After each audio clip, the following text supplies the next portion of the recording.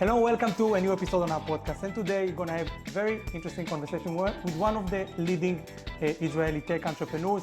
Welcome, Dov Moran, to our podcast. My pleasure.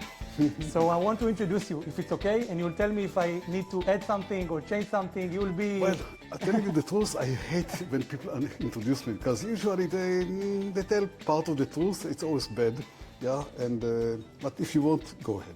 But I think it's very important. Some of our audience doesn't know you yet and doesn't know all the amazing things you've done. So first of all, you are one of Israel's most influential technological innovators and entrepreneurs. You are the inventor of the USB flash drive, of the disk on key. So I got one of you you can sign my disk on key later on. And you are the founder of M Systems, which afterwards been acquired by SanDisk for over $1.6 billion in 2006.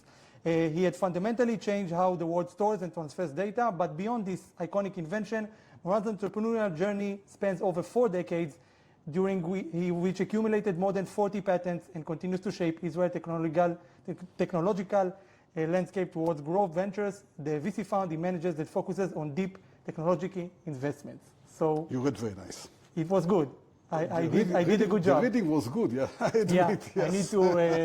I need to get it even better than that. No, it's okay. So, entrepreneurship. Let's talk about this amazing thing. I'm a small entrepreneur. You are a big entrepreneur. What does entrepreneurship means to you as a person? Well, entrepreneurship is practically the capability of somebody to go to the unknown, to go into the dark, to go into places where there are a lot of risks, a lot of uncertainty, and practically, do something. I believe that it relates to doing something which usually is good for the world, progressing the world, developing something new, bringing something that heals people, makes people live better, do better. That's entrepreneurship in general, and again, my point, my direction, where I'm doing my entrepreneurship is on the things which are making the world better. But I know that you've done it, at least at the beginning, in a very selfish way. Your disk on key, the USB flash drive, was somewhat selfish invention, right? Why selfish? Because it was your problem, you had the problem. Yeah, that's right. I think that in many cases you try to actually, it's very difficult to come and say, hey, I have an idea of making a product which will be very, very important in Tibet. Yeah, why? Because I have never been to Tibet. So you look at what's missing to you. Where are your problems? What do you suffer from? By the way, it's not easy, because when we have our hurdles and limitations and problems and issues, we just live with them as, hey, that's part of life. That's normal. Yeah, you have your how do you call it? What you carry on. You don't. After some time, you don't feel it. Yeah.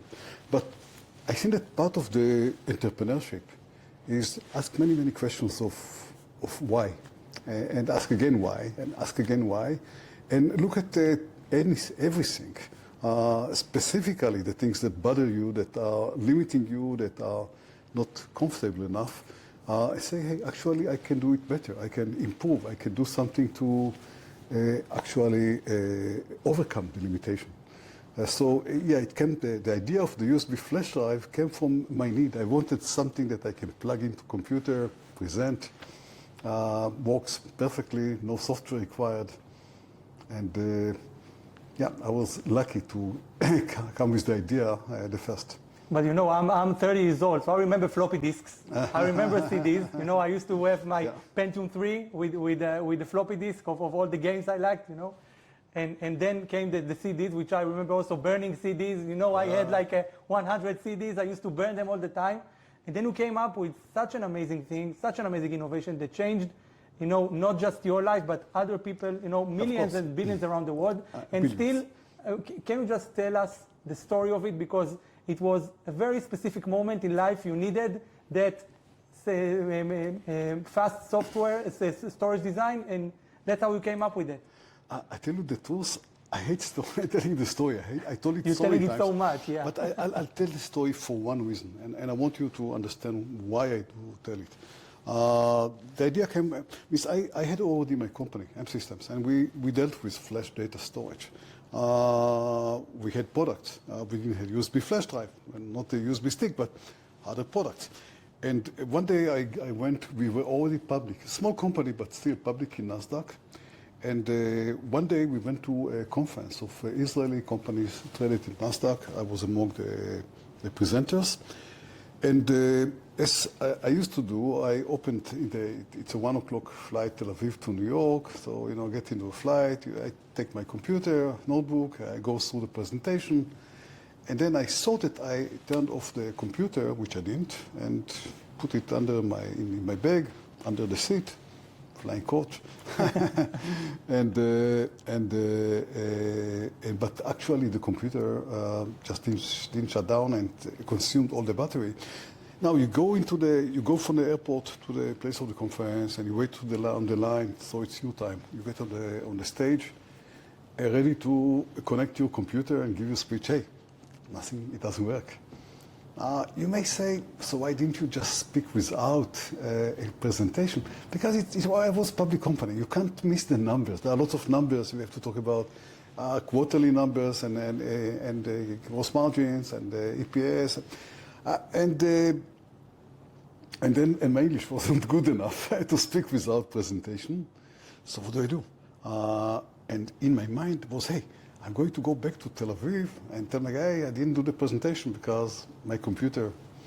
And while doing that, first I connected power, but still it took time. These days, I'm talking about 25 years ago, if you connected the power, still it took about 3 minutes until the computer gathered enough energy to go on. So meanwhile, somebody in the audience, one of my friends said, hey, take my computer and present for my here, but how can I transfer the presentation from my computer who doesn't work to the other guy? So it doesn't work.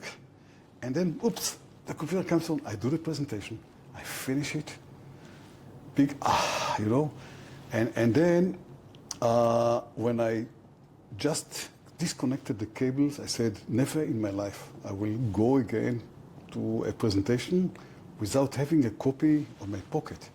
Now, how can I get the presentation in my pocket? So here comes the explanation, why do I tell the story? I knew that flash is there.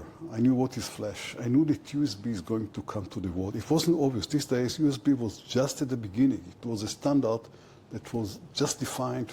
The idea was that it will enter into computers. I knew it's going to enter because it was a significant improvement compared to what was there before.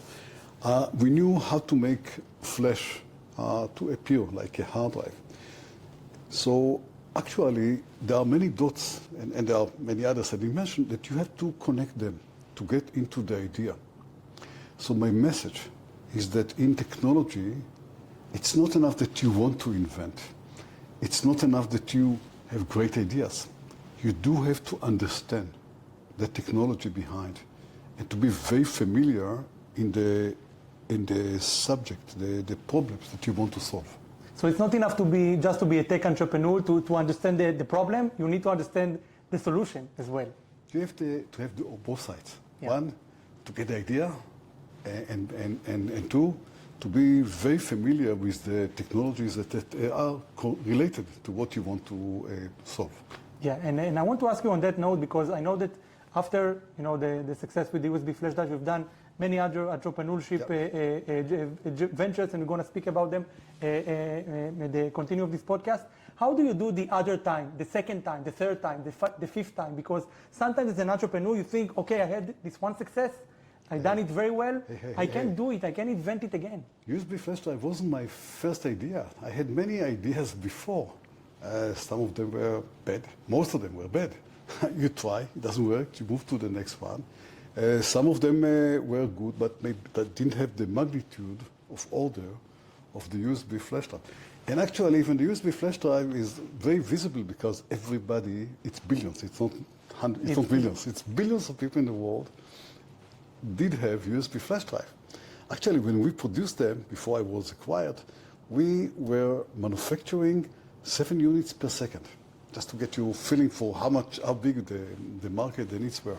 But there were solutions which were, I think, not less important, but they were not visible. For example, today you use a phone and You just use it like this flash, the memory is like a hard drive.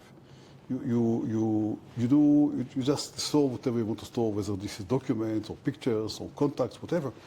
It wasn't the situation, and all of it comes in one memory, which is flash memory.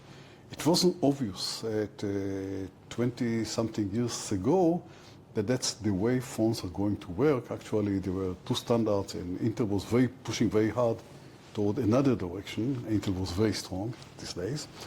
And we came with the idea to actually do what was defined by others as impossible, and actually use one memory for both the data and the program and the code. And this was a revolution as well. But this is less visible, and this is okay as well. Not every invention is visible. I was lucky to have an invention which is very visible. But still, and failed before that, and failed after that. And I'm talking about the success, because failing once and again, it's pretty understandable for a lot of people, because a lot of people fail again and again. But the thing is, you had a magnificent success, and after that success, doing another venture or another entrepreneurship, that's maybe something. Were you scared, doing the other attempt after? Absolutely scared. If you are scared of anything, you cannot be an entrepreneur. Of course, you have concerns. You have concerns. You don't sleep well as an entrepreneur. I can tell you. There are many nights I didn't sleep because of my entrepreneurial way or path. And even now, when I'm actually a managing partner of a fund at Grow Ventures, still many times I sleep bad because I see myself not as an investor or financial guy. I'm partner to my company. The companies I'm investing in, I'm part of their companies. I'm trying part of their efforts. I see when I do investment, I shake the hand of the guy, shake hands, say, oh, by the way, I do have for you, you got a new employee. Do you know what's in their mind? This guy, the investor, want to push his cousin or whatever that didn't find a job to my company. So no. It's okay. I'm your new employee. I work for you. Boss, tell me what to do. That's the way I treat the companies I'm investing in. I'm working for them as the entrepreneurs.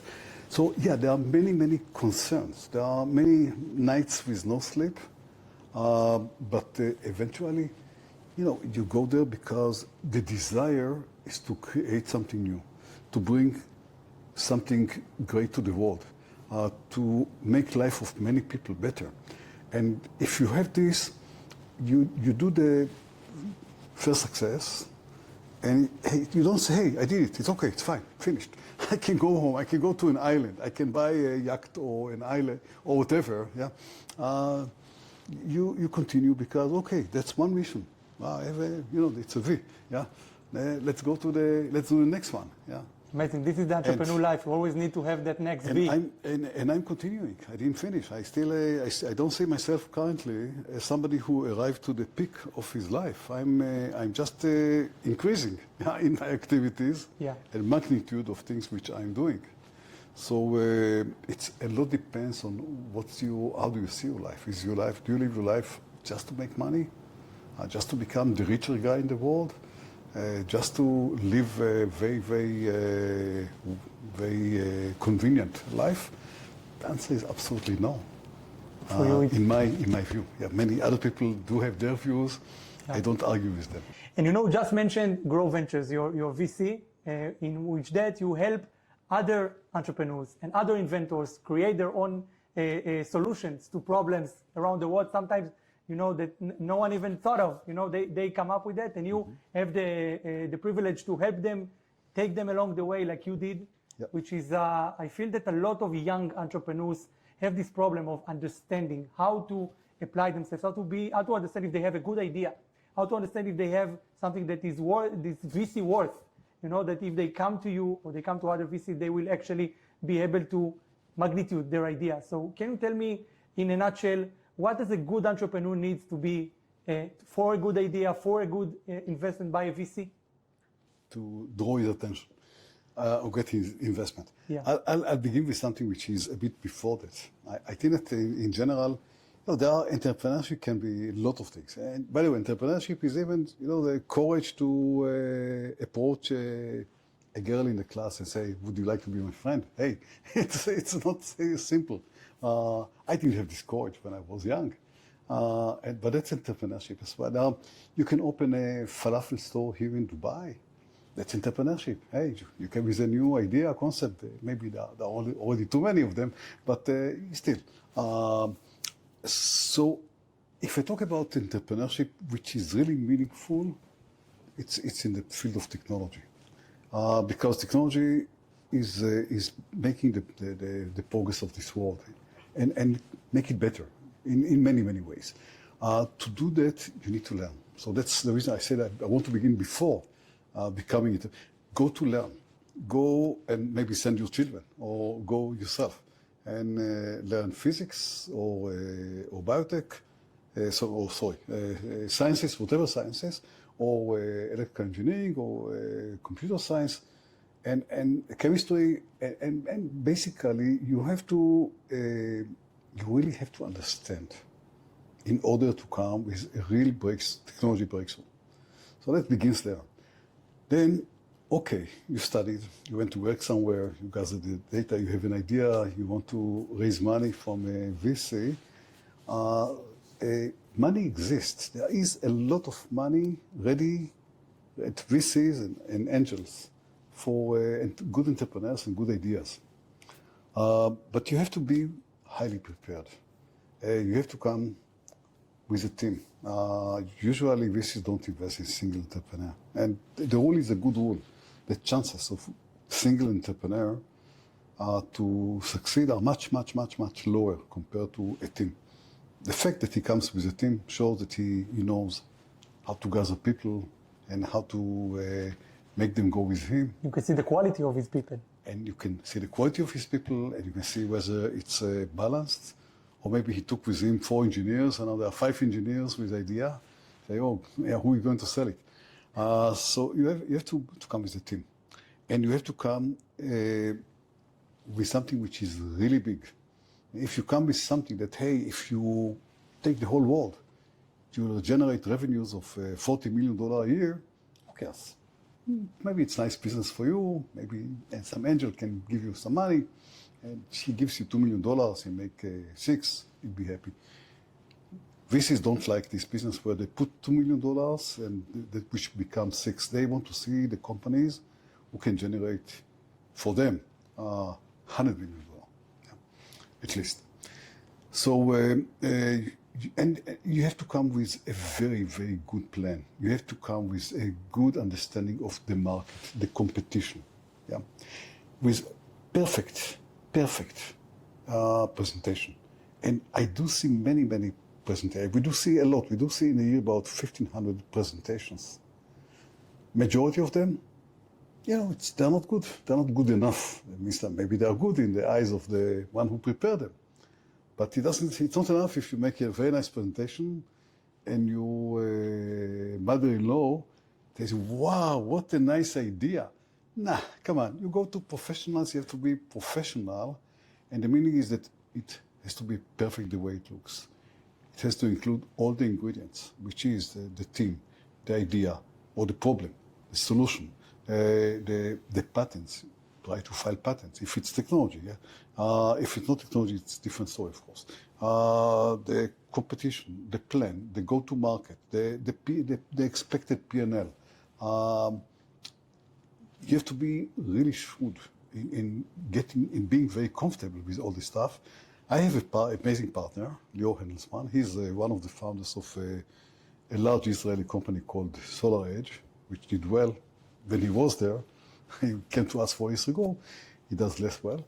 And Leo has this habit that every time, sometimes we do interview together, every time he hears an idea, while they're in the meeting, he clicks in Gmail or goes to GPT-4 and he asks, is there anything similar? And then he gets a list of companies that... 10. And then he said, hey, did you guys hear about a company called... MSL Biotech? Say, no. But if I read about this company, it seems that they're doing exactly what you're doing. The guys didn't bother to read the internet and look for a company similar to what they are doing. How can you invest in them? So you have to come very with good conviction and amazing understanding of the marketplace you're going to play with. Can you tell me about one presentation like that, one entrepreneur that really stunned you, like you told to yourself he did it perfectly or he did it very well, and decided to go with this idea? We do have currently 35 companies in our portfolio. Each one of them did a very good presentation. There are some which are very good that we didn't invest in, but once becoming with a good presentation is a precondition. Yeah. So I don't think that any of our companies came to us with a mediocre presentation and said, okay, not good presentation, but we'll invest. Because it has to be yes, and there shouldn't be anything which is no in the process of investing. Maybe I can talk about one of the investments I did recently, a company called Majestic. So first, the guy who established the company, he has a PhD in Stanford in computer architecture. He did postdoc in Stanford. He was part of few guys that established the company that were acquired by Google. He became at Google number 2 at the semiconductors, was there several good years. Left Google, went to Meta, became the head of semiconductors of Meta. And about a year ago, he left with few guys that worked with him. All of them are first year, amazing guys. And what the claim about what he does, and I can say it because he doesn't hide, he was looking at NVIDIA and actually analyzing NVIDIA. And you may say, NVIDIA, there is no one as good as NVIDIA. Look at Intel or AMD or any other competitor. No one is close to the capabilities of NVIDIA. But he looked at NVIDIA and analyzed their performance. Hey, I think that I can do better than them, than NVIDIA. Now, clearly, it's a big, huge market. This is $1 trillion market. And it's not enough that he said it. He has the team. He has patents. He has a very unique go-to-market. Means he doesn't just thought about the technology, because you can develop great technology, and then you find that it's very difficult to sell it. Not every good product is selling because it's a good product. Many times you truly have to understand the issue of how to sell it. How to market it. How to market it. Yeah. And he said, okay, NVIDIA, AMD, whoever, they go this way, I can do this, which is different of them, and therefore get my initial investor. Actually, even not competing head-to-head with an NVIDIA. Anyway, sometimes this guy, big guys, you don't want to compete against head-to-head. Say that this way, I will not find myself really competing at the first days. Later on, you can move on to the level of NVIDIA, but it's a long process. And he talked nicely. He could talk very nicely, not just about how much the plan, how much money he needs, but how to raise the next round. You look at that; it's a perfect. We had a vision. Yet he bought a solution. He bought a plan. He bought he is highly knowledgeable. He touched every piece that is required for us as investors. Now, will he succeed? Maybe yes, maybe no. Hey, we are venture capital. It's we take risks, but if he fails. If we make it, we can do 20x on the money easily, or even more. Definitely. So you take risks. It's part of the job. This is the job. Overall, with the many companies we invest, we will lose some. The ones we'll win, I hope, will get us into a very high return. The purpose is to win more than you lose, right? That's entrepreneurship. The purpose is to win less than you lose, but the ones that you win, they come big. Yeah, We want to find the next NVIDIA. Yeah. That's what we want to do. Definitely. But going for hoping and striving for the biggest rivals of the biggest companies in the world, in tech world, to the failures. You just mentioned before that before the USB flash drive and after the USB flash drive, we have some big failures. Yeah. I really have to ask you, what is the maybe number one failure you remember? Well, there is a failure that everybody, by country, Israel, remembers. And despite the fact that this was actually a company that all its existence was less than 3.5 years. It's a company called Modu. It's a company I established after selling M systems to SanDisk. As you mentioned, $1.6 billion. By the way, on revenues of over $1 billion, profitable, $80 million net. Great company, great ideas. So my idea was that this is before iPhone, 2006. I remember Modu. Yeah. Yeah. Everybody in Israel, because it really I've been made at the 6th waves. grade, by the way. You were? I've been at 6th grade. Yeah. Oh, and when Modu was launched, yeah. So Modu was actually the smallest phone in the world. I think until now it has the record for the lightest, smallest, whatever in the world. Really very small. And the idea is that you could change the personality of it by having jackets covering it, and having it plugged into the car and be part of your night lamp, being part of that, and it was like a platform for innovation around the phone. And these days it was very popular to change your panels on the phone. We had the old Nokias back right. then, Yes, so Nokia. I remember changing my from red to yellow. So we had a board, board with darts that everybody used to throw darts on the Nokia. Yeah? Oh, no, of course. But then Apple came in the middle of 2007 and changed the market. And hey, come on, there is no Nokia. Yeah. And I was, and we failed. Now let me ask you a question. Why do you think we failed? Because you were wrong on the innovation part or the seeing of the market. The market changed, as you said, a year later. So people say because of Apple. And many companies failed because of Apple. Nokia, Siemens, Motorola, you name it. Yeah, they all were crushed because Apple came with new concept. And the market whole moved into this concept of a phone that is structured of a panel, PCB, and a battery, which is what we have until today. And I wasn't, and the market, market was different market within a year. Now, the reason we failed, the real reason is because the CEO, the founder, he was stupid. Wasn't smart enough to see the market changing in front of his eyes. Was too slow to adapt himself to the market and do the changes that he could do. I could do changes and actually take it into the new direction one way or another. And clearly there were several potential ways to bring the company to success despite Apple. Now, of course, I'm asking myself, hey, are you really stupid? Are you really dumb? So I don't relate to myself as the smartest guy in the world. Absolutely not, I'm sure. That's something I can bet with you, I'm not. But I'm not the stupid, most stupid guy in the world. So how did I make this mistake? I do have an answer for that. The answer, at the same time, I established Modu and was running Modu, which is a startup, a highly complicated product, really many breakthroughs, a lot of technology, tough technologies. I was requested to become the chairman of an Israeli fab. Fab is where you manufacture chip, called Tower Semiconductor. And when I went to meet the CEO of this fab, where I intend to tell him, listen, it's very nice, and I feel very bad for your position, but I can't take it. I have my startup.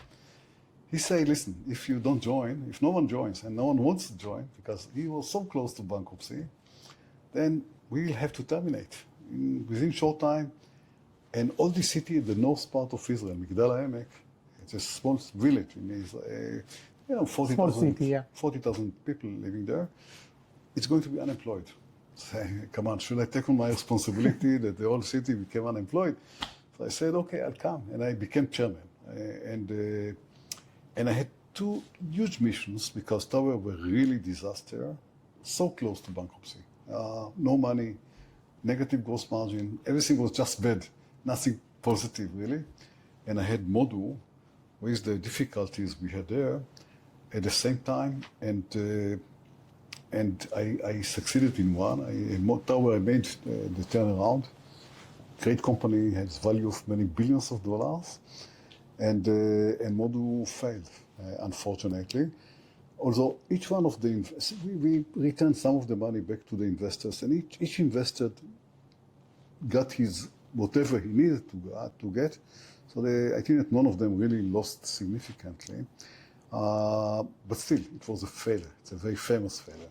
And where does this module failure lives with you today? What are the lessons that live with you up until this day? So whenever I meet entrepreneurs and they tell me, listen, I do have this company which I already not managing any, I put into, I want to be there one day a week, or I'm still connected somehow. I don't know. When you run a startup, you have to be with eyes on the ball. You know what's eyes on the ball, yeah? You can't look at two balls. Doesn't matter. Even if they close one to the other, you miss something. When they close one to the other, that's a worst case. You know why? Because then you look to the middle. You don't see not the right one and not the left one. Definitely. If they're far away, one day you look here, one day you look there, it's bad as well. Because the troubles there would happen when you look here. Yeah. Definitely. Forget about it. You want to get our money, you want to get investment, you want to succeed. Forget about our money. You want to succeed, one mission. Do it all with all your heart. A life mission. Life mission. 20 hours a day, yeah? 20 hours a day, yeah. Don't sleep. That's what requires. It is very difficult to create success. You see how many failures are there and how many success stories are there. And the difference sometimes between a failure and success is not, hey, it's very small. This is 51, 49, yeah? So you have to convert the 49 to 51. And many times you do it because of the attention you put into it. And the attention has a lot of meaning. It's not just, this is the listening from the customers, how they talk about the company. And you have to listen to them. And looking, when you come in the morning, pay attention to how your employees are treating you, or how are they treating the place. And it's listening to it and understanding the R&D, that, hey, the VP of R&D is talking about 5 days of delay. Does it really mean 5 days or 50 days? Yeah. And your CFO comes and say, you know, money-wise, we expected to get this, but we didn't get it. We didn't get this investment or whatever. But we are still okay. You have to understand what is still okay. It's a lot of details. You have to be there. You have to be deep into it. By the way, let others do their job. Don't try to do everything yourself. Otherwise, you'll crash. But it's a lot of attention. And if you don't do it 100%, your chances to succeed are very small. You need to understand this 1% of things really, really good, right? You need to, get those sum ups, of all the things, and you need to get to the bottom of this 1% of your clients, 1% of your missions, 1% of your team. Yeah. I can tell you stories from my M Systems or other companies where I did succeed. How small was the gap between failing or succeeding? And it's really the full attention that you have to give into that and put your heart into it.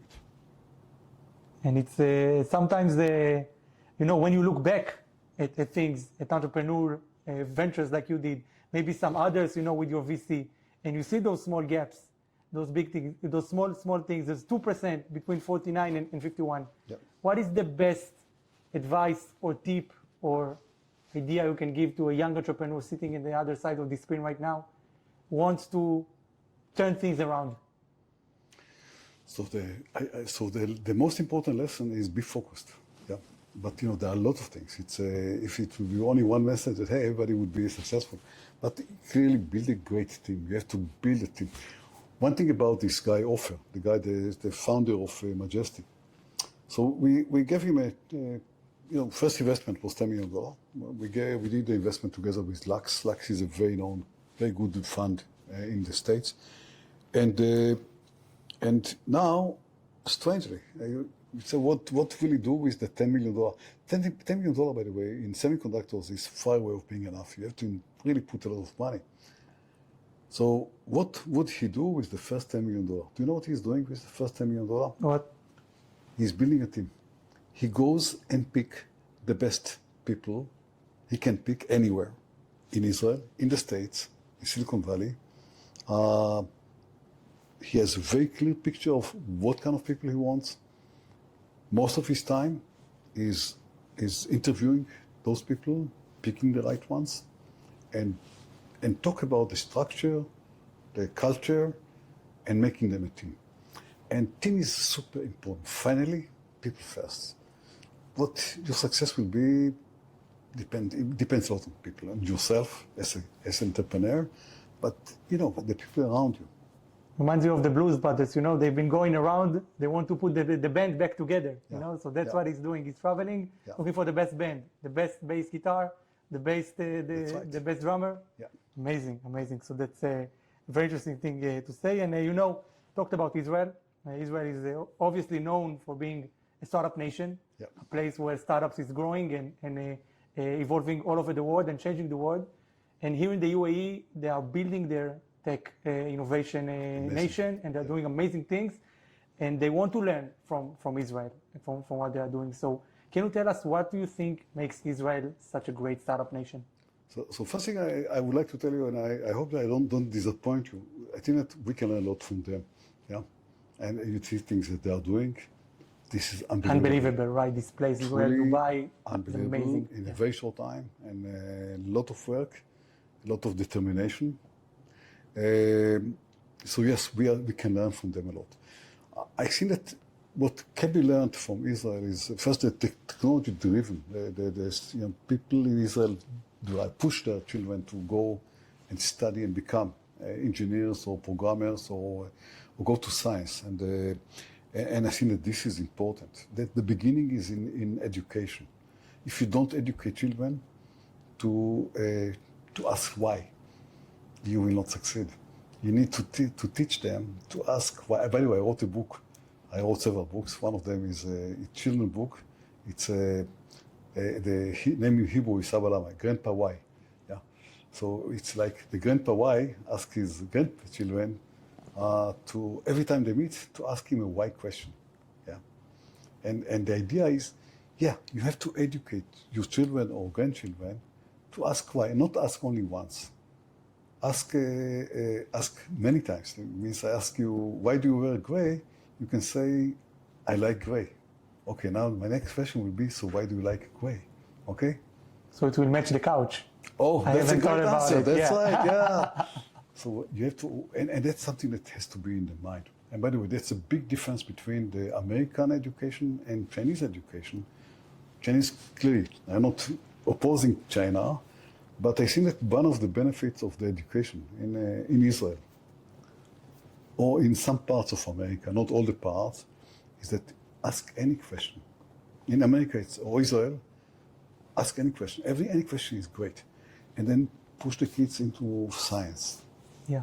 Science, computers, data, biology, medicine. I think that a lot of things are going.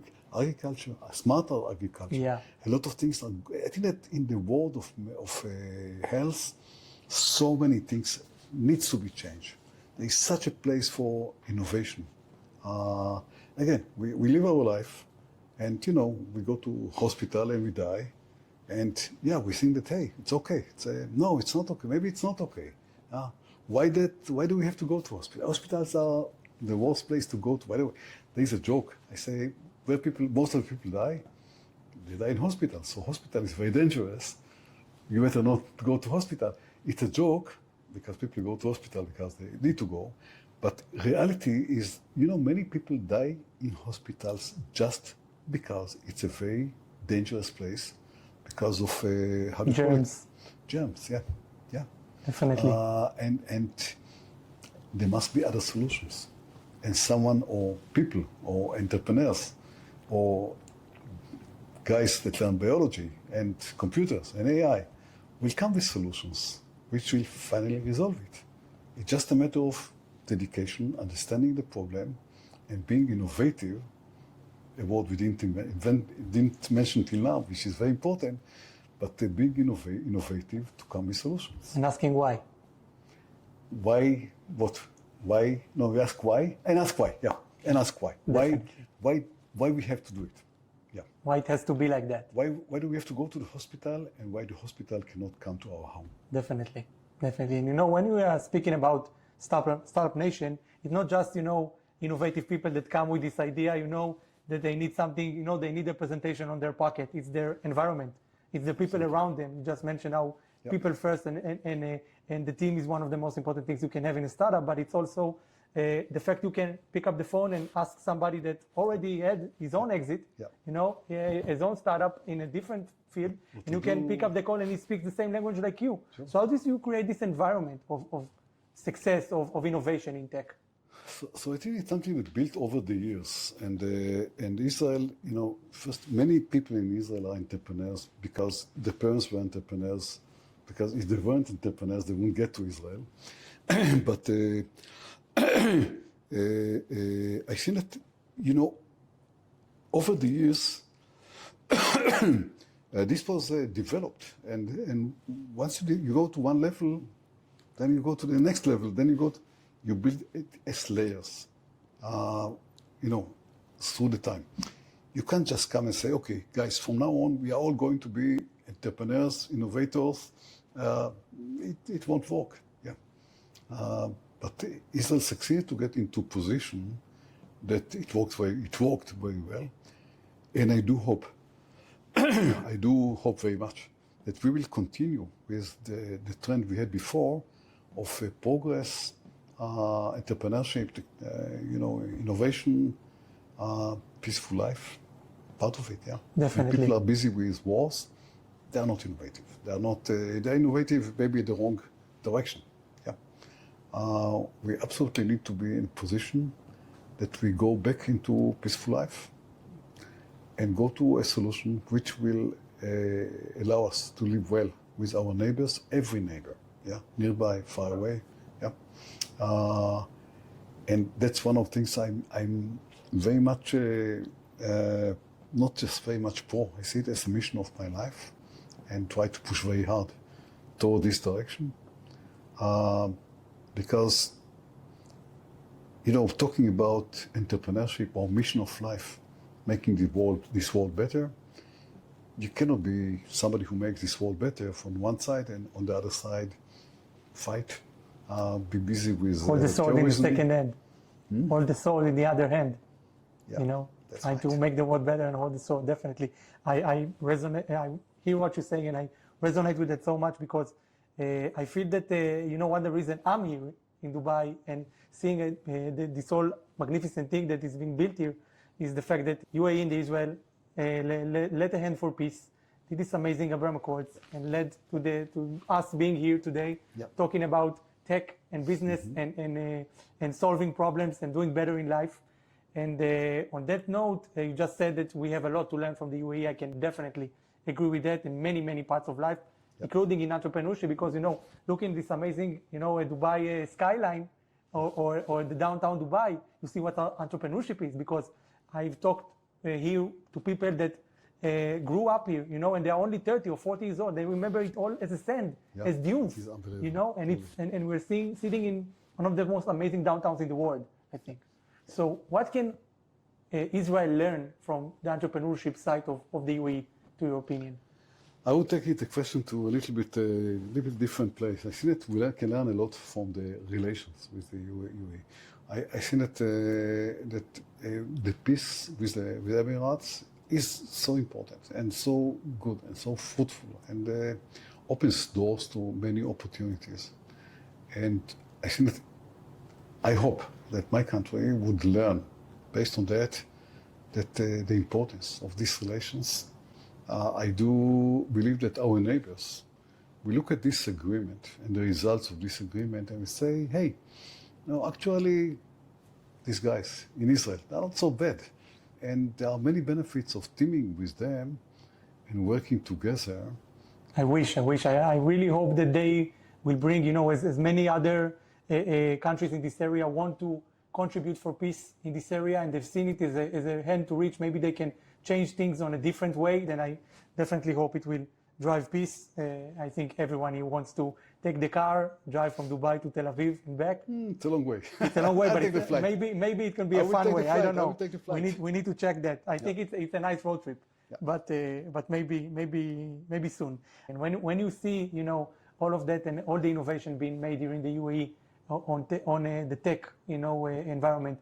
What do you think its future? Where do you want to see the UAE tech innovation industry in 5 years, 10 years, 20 years from now?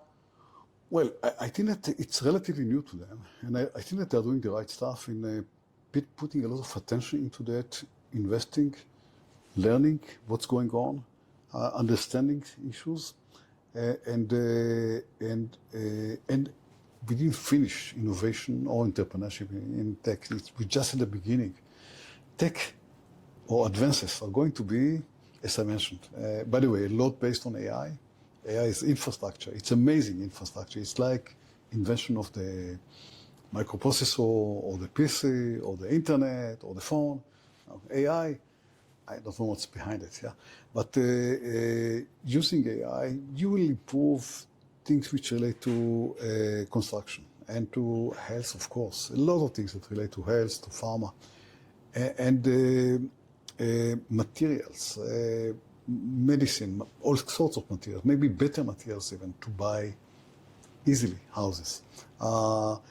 Lots of, really, I'm not talking about logistics or because this is, hey, that's now, yeah. And by the way, I'm talking about future, and I'm not smart enough to foresee what's in the future, but I know one thing. I know that there are lots of good things that are going to come and to improve our life.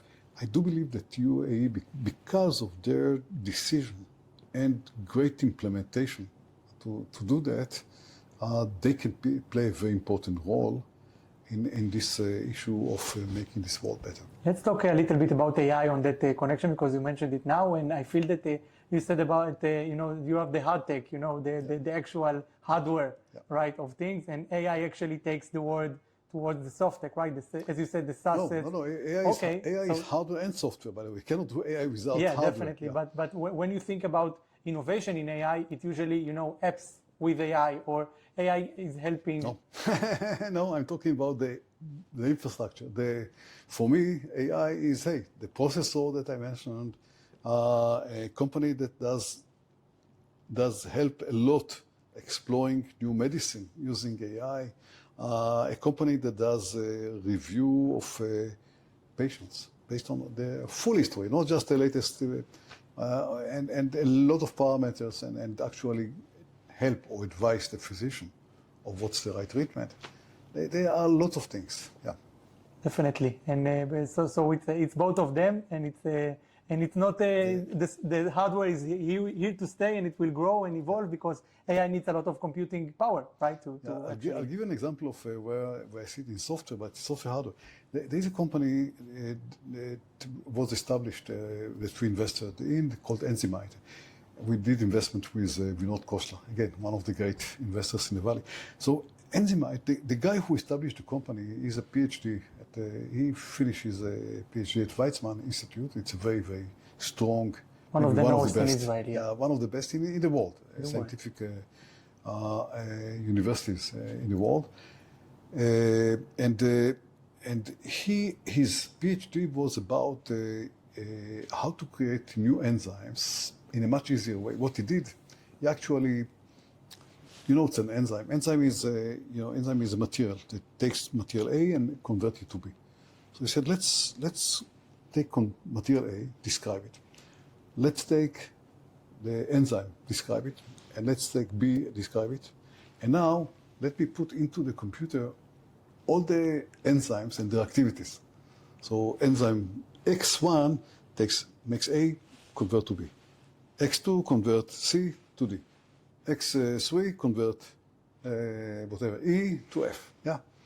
And when I put, and it's a long list, of course. And he prepared a list. He ran it through an AI, and now he came with a question. Okay, if I want to convert material, if I want to convert AA to XX, okay, what kind of enzyme should I use? And the system gave him an answer. And this is an amazing step toward getting enzymes or building new enzymes, yeah, inventing new enzymes in a much easier way compared to what was used in the past.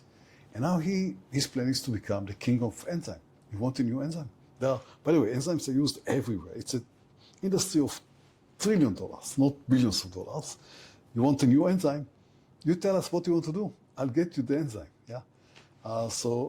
These are one example of, finally what they do, they create enzymes. It's hardware. It's material. 100% hardware. Yeah, definitely. But to do that, of course, they use AI. Definitely. And speaking about that, you mentioned one of your books. I want to mention another book of yours, 100 Doors, which you also wrote about entrepreneurial journey. Was very, very successful in Israel. Can you maybe share us one of the lessons, one of the doors leading entrepreneur to success? Maybe I'll talk about what's the concept in the book, and that's a good lesson for entrepreneurs. I wrote the book for entrepreneurs. I say it's a question asked maybe 1,000 people already.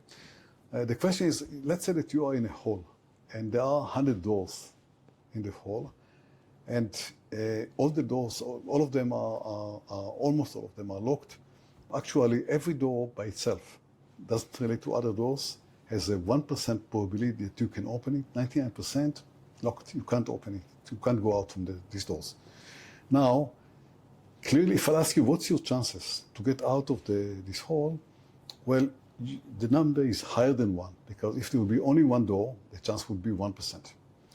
It's not 100%, because even if you go to all the 100 doors, I didn't say that there must be one door that is open. So for every door, the chance is 1%. So we may go to the first door, locked, second door, locked, third door, locked, 99, that's a possibility as well. So still, what's the answer of what's your chances to get out of that? Now I ask people, and it's interesting, people who are coming from finance, legal, logistics, will say probably only a few percentage, because hey, chances is 1%, you do it many times, still it's 1%. People who come from sales or marketing or business development, they say, I wanted to say 100%. 100%, yeah, that's what I want to say. 99.9%, because hey, it's so many opportunities. Yeah, one of them should open.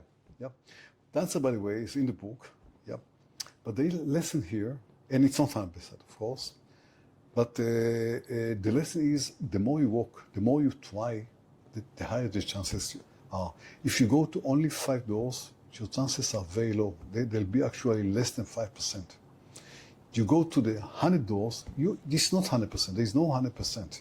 As in life, you have good idea, you have good team, you did everything right, and still you go to raise money. I'm the last one who will tell you will 100% raise money. No. Sometimes you're unlucky. You went to wrong VCs, you went to the VC maybe at the wrong time for him. You haven't saw the map, the changes is going to be in a year from now. Maybe change it. Yeah, the market is changing. That's right. There are lots of things that there's no 100% success. Yeah. But if you do the hard work and try and try and try and try and fail and get back on your feet and try again and fall again and get back, finally the chances that you will succeed are much higher than your chances if you don't try or give up. Or give up. Definitely. But you know about that, like I feel that sometimes the problem or the mindset blockage, let's say, for entrepreneurs is that, sometimes entrepreneurs did well in, small businesses, SMBs, they had a nice barbershop, they had a nice store, That's okay as well. And it's amazing, but they want to do this leap, want to grow, to a bigger area. And it's a problem for them. First of all, maybe it's incorrect. Maybe what could succeed small could succeed in small, but cannot succeed in big numbers. And you don't have to go and multiply. Yeah. So I understand the question. That's reality. It's tough. The bottom line, to be entrepreneur, to succeed, it's tough. It's worthwhile. That's the other side. Yeah. Definitely, it's worthwhile if you are not giving up and continue doing it. Worthwhile because even if you failed, I see every failure as a place to learn something, get to know people, get to understand what not to do, and do it better the next time. If you think about it like that, okay, you failed, so what? Definitely, and I feel that a lot of UAE entrepreneurs, a lot of young entrepreneurs, maybe around the world, it's in English, we can hit anywhere this episode, are hearing this, what you're saying, and let's just imagine, a guy or a woman here from the UAE. They're in an emerging market. There is a lot of opportunities here in Dubai. A lot of people coming all over the world, to Dubai to the UAE for the opportunities. What are the advices you will give to them right now, facing all these opportunities, all those things? They can be, a successful model or a successful Instagram. So last advice, okay, and maybe we'll finish with that. I think, as I said, it's a tough way. It's a long way. It's a way where you go to the unknown.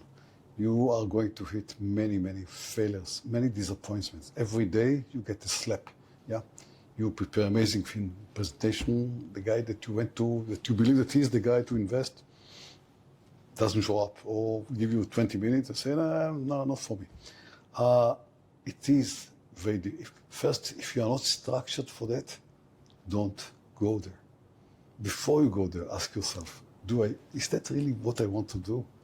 And some people, hey, it's maybe incorrect for them to do that. Not everybody has to be an entrepreneur. Second, if you are structured to do that despite everything I said, despite the hurdles and the difficulties, because when you do it and when you succeed, there's nothing else similar to that in the feeling that you are getting. You feel like you are stepping on clouds. And I don't know if you stepped ever over clouds in your life. Not yet. Trust me. You want to step on clouds. Nothing is greater than that. Definitely. And I think that there is no better way to finish this amazing conversation. Right. I hope that anyone that hears this episode will get so much, ideas from you. Dov Moran, thank you so much for joining us and coming. Pleasure. Thank you. Thank you so much. Thank you so much for being with us. See you next time. Bye-bye. Thank you.